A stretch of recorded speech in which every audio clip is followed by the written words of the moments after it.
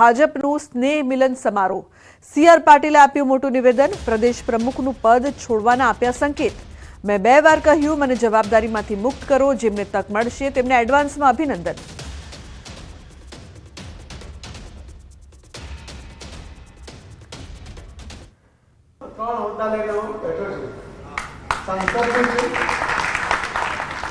सांसद छू એટલે કેબિનેટ મિનિસ્ટર પણ છું અને પ્રદેશનો અધ્યક્ષ પણ છું। હું પોતે મેં 2 વાર રજૂઆત કરી છે કે કોઈને જવાબદારી સોંપવી જોઈએ, પણ હવે મને લાગે છે કે ઝડપમાં આપણે નિર્ણય તરફ જઈ રહ્યા છે। ઘણા બધા નવા સંગઠનની શરૂઆત કરવાની સૂચના અમને ગઈકાલથી મળી છે, એટલે નવી નવી જવાબદારી સાથે નવા યુવાનો સાથે આપણે આગળ વધવાના છીએ। જેમને નવી તક મળશે એમને એડવાન્સમાં અભિનંદન। તો વાવ પેટા ચૂંટણીના અપક્ષ ઉમેદવારને જવાબ માવજી પટેલને આપ્યો સણસણતો જવાબ। માવજીભાઈને પાટીલનો પાવર ઉતારવો હતો, આ મારો પાવર નથી, કાર્યકરોનો પાવર છે। વાવમાં એક અપક્ષ ઉમેદવાર ભારતીય જનતા પાર્ટીમાંથી કોંગ્રેસે પ્લાનિંગ કરીને ત્રિપાખ્ય જંગ કરી નાખ્યો અને એક માવજીભાઈ પટેલને ઉમેદવાર તરીકે ઊભા રાખી દીધા। એ માવજીભાઈ એમ કહ્યું કે મારે પાર્ટીનો પાવર ઉતારવો છે।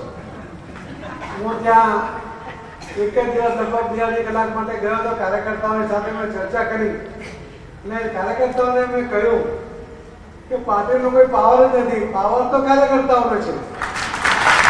પાવર તો ભારતીય જનતા પાર્ટીના કાર્યકર્તાઓનો છે।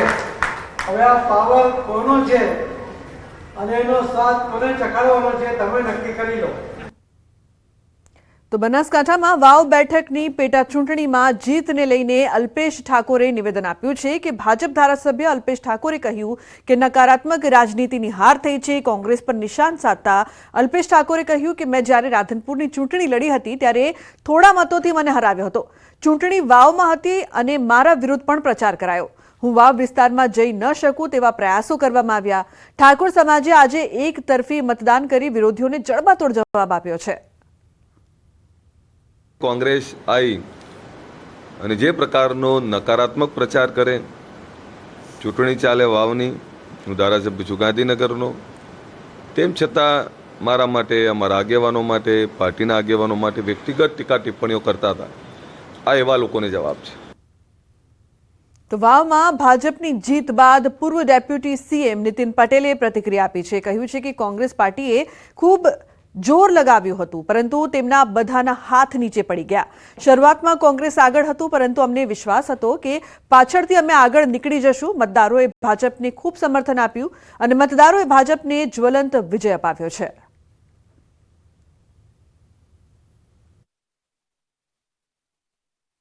ભારતીય જનતા પક્ષના ઉમેદવાર સ્વરૂપસિંહનો ખૂબ જંગી બહુમતીથી વિજય થયો છે। એટલે વાવ જ્યાં અત્યાર સુધી કોંગ્રેસવાળા ખૂબ જોર લગાવ્યું હતું એવા બધાના હાથ હેઠા પડ્યા છે અને ભારતીય જનતા પક્ષ ઉપર માન્ય નરેન્દ્રભાઈના જે વિકાસના કામો છે, ગુજરાતની માન્ય ભૂપેન્દ્રભાઈ પટેલના નેતૃત્વવાળી જે સરકાર છે એના વિકાસ કામો ઉપર પ્રજાએ કળશ ઢોળ્યો છે અને સમર્થન આપ્યું છે। કાર્યાલયની બહાર લાગ્યા ભરતસિંહના પોસ્ટર। ભરતસિંહના જન્મદિવસ અગાઉ પોસ્ટર લગાવવામાં આવ્યા છે। પોસ્ટરના ઉપયોગ થયેલા શબ્દ બન્યા છે ચર્ચાનો વિષય। તો સ્વર્ણિમ યુગનું થશે કમબેક, ગુજરાત કરશે કમબેક। કમબેક શબ્દથી ઊભી થઈ છે રાજકીય ચર્ચા। તો ભરતસિંહ સોલંકીના જન્મદિવસને જન યોદ્ધા દિવસ ગણાવ્યો। સંવાદદાતા પ્રણવ લાઈવ જોડાયા છે વધુ માહિતી આપવા માટે। પ્રણવ, જે પ્રકારથી ચર્ચાઓ થઈ રહી છે, પોસ્ટર્સ જાગ્યા છે કે ભરતસિંહ પાછા રાજનીતિમાં સક્રિય થશે, શું અપડેટ છે આપની પાસે પ્રણવ?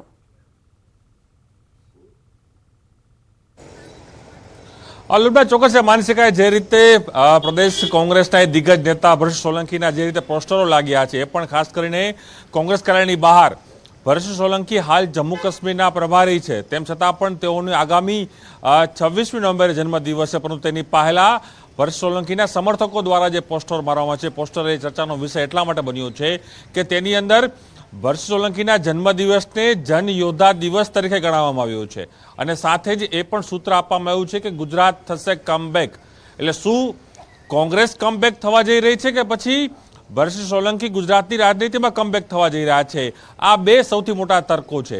તો બીજી તરફ એ પણ સમજવાની જરૂર છે, કારણ કે સૌથી દિગ્ગજ નેતા વર્ષ સોલંકી માનવામાં આવે છે. ગુજરાતના અને સાથે જ હાલ જમ્મુ કાશ્મીરના પ્રભારી, 2 વખત પ્રદેશના પ્રમુખ રહી ચૂક્યા છે, 1 વખત યુપીએ સરકારની અંદર કેબિનેટ મંત્રી પણ રહી ચૂક્યા છે.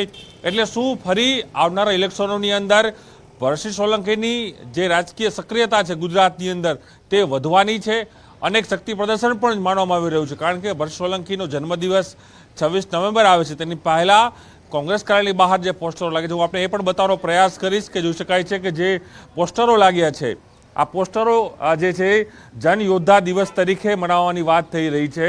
અને એ પણ લખવામાં આવ્યું છે કે સ્વર્ણિમ યુગનો થશે કમબેક, ગુજરાત કરશે કમબેક. અને આવા એક નહીં પરંતુ અનેક એવા પોસ્ટરો જે છે તે કોંગ્રેસ કાર્યાલયની બહાર લાગ્યા છે. રાજકીય વર્તુળોમાં ચર્ચા એ થઈ રહી છે કે શું વર્ષી સોલંકી કમબેક ટુ ગુજરાત, એટલે ગુજરાતની રાજનીતિમાં ફરી સક્રિય થશે? એક દિગ્ગજ નેતા છે, પૂર્વ કેન્દ્રીય મંત્રી છે, પૂર્વ 2 વખત પ્રદેશના પ્રમુખ રહી ચૂક્યા છે. શું ફરી પ્રદેશના પ્રમુખ બનવા જઈ રહ્યા છે?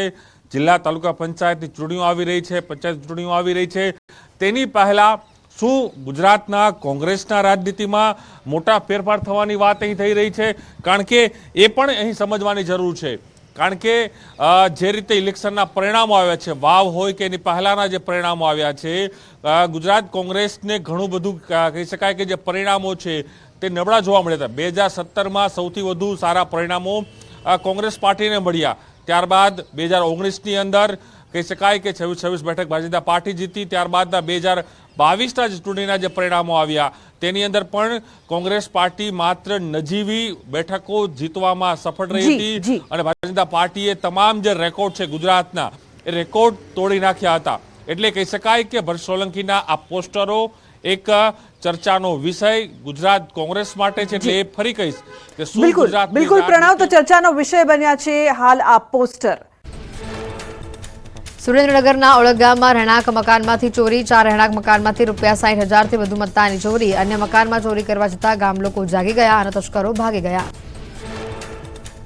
રાજસ્થાનના અજમેરમાં ચોરોનો તરખાટ. અલવર ગેર વિસ્તારમાં આવેલા અંગીરાનગરમાં 5 શખ્સોની ટોળકી ચોરીની અદાવતમાં ફરતી જોવા મળી. શખ્સોએ મકાનમાં ઘૂસવાની નિષ્ફળ કોશિશ પણ કરી. પોલીસે સીસીટીવીના આધારે ચોર ટોળકીને પકડવા તજવીજ હાથ ધરી. વલસાડ શહેરના ભાગનાવડા ગામમાં ઝાડીઓમાંથી મળ્યા માનવ કંકાલના અવશેષો. ઘટના બાદ સમગ્ર વિસ્તારમાં ચકચાર. પોલીસની ટીમ પણ તાત્કાલિક સ્થળ પર પહોંચી ઘટનાને લઈને ઊંડાણપૂર્વક તપાસ શરૂ. વડોદરામાં પાલિકાની ટીમ સાથે ઘર્ષણમાં ઉતરનાર 10 આરોપીઓની ધરપકડ. દબાણ શાખાની ફરિયાદના આધારે કાર્યવાહી કરાઈ. મહેબૂબપુરા વિસ્તારમાં પાલિકાની ટીમ સાથે કરી હતી ઝપાઝપી. આણંદમાં સીએનજી ગેસ સ્ટેશન પર બ્લાસ્ટની ઘટના. ચરોતર સીએનજી ગેસ સ્ટેશન પર વાનમાં ધડાકા સાથે બ્લાસ્ટ થતા બાજુમાં ઉભેલા કાર ચાલક સહિત અન્ય વ્યક્તિને પહોંચી ઈજા. અમદાવાદના કાગડાપીઠમાં આરોપી ફરાર થતા કાર્યવાહી. ડીસીપીએ એએસઆઈ કિરણસિંહ અને હેડ કોન્સ્ટેબલ ભરતકુમારને સસ્પેન્ડ કર્યા. હિતેશ ઉર્ફ રોકી નામના આરોપી પોલીસની નજર ચૂકવી થયો હતો ફરાર. આણંદના દંતેલીમાં મોડી રાત્રે લૂંટનો બનાવ. તમાકુ ભેડીના માલિકને બંધક બનાવી 9 લાખની લૂંટ ચલાવી. આરોપીઓ ફરાર. પેટલાદ પોલીસે ફરિયાદ નોંધી આરોપીઓને પકડવા તપાસ તેજ કરી. પાટણના ચાણસમામાં આધેડની હત્યા કરતા ચકચાર. બુઢિયાવાસમાં ભંગારના વાડામાં સૂતેલા આધેડને અજાણ્યા ઈસમે મોતને ઘાટ ઉતાર્યા. પોલીસે આરોપીઓને શોધવા ચક્રો ગતિમાન કર્યા.